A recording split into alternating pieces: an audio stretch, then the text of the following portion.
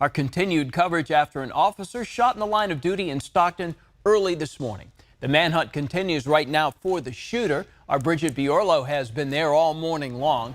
So, Bridget, the officer remains hospitalized, we're told, in stable condition, which is great news. But the search now continues for a shooter or shooter. You're at the scene. What's the latest? And that standoff, Walt, has been going on for upwards of 7 hours now. I keep checking back with Stockton PD to see if they have an update. And right now they tell me no one has been arrested. They are questioning a couple of people. At least one is detained, but at this point, no connection to the specific incident. What I can tell you, I'm standing in front of a very large perimeter here in East March Lane in Stockton. The focus of the search, I'm told, is the apartment complex you see in white. This is where they believe the person who allegedly opened fire on a Stockton police officer has barricaded themselves.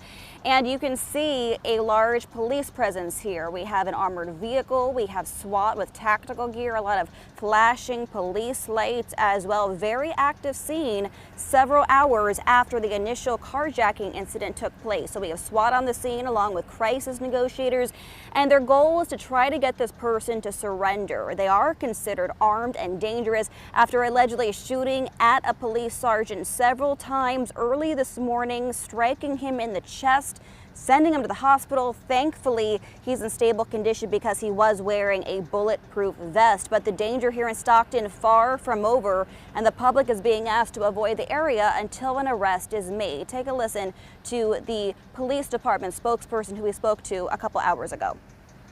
Very brazen that somebody would actually fire at an officer.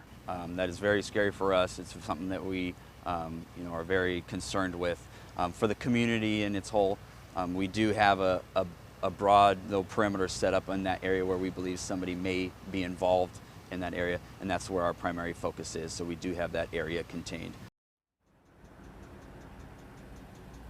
So as that manhunt remains underway, I want to let the public know that you can expect some traffic disruptions if you're driving through this part of Stockton. You're looking live at the intersection of El Dorado and East March Lane. As you can see, traffic is being diverted because, again, this is a very dangerous situation. At this point, there is at least one suspect, but police tell me there could be two. One person fled on foot. A police officer chased after them. The officer was shot.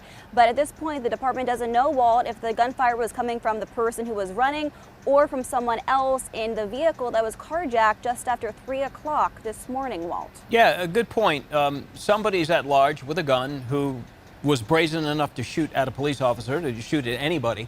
So this all started with a carjacking and the 69-year-old victim that you referenced earlier. What kind of shape is that carjacking victim in? Well, that person, the 69-year-old victim of the carjacking, is injured. We don't know how they were injured, but we know the extent of their injuries are described as moderate to severe, Wall. So that person's hospitalized. We're getting a check now on their specific status, but a very active morning here in Stockton. Yeah, I'd say so. Okay, Bridget Biorlo has been down there all morning. Bridget, thank you.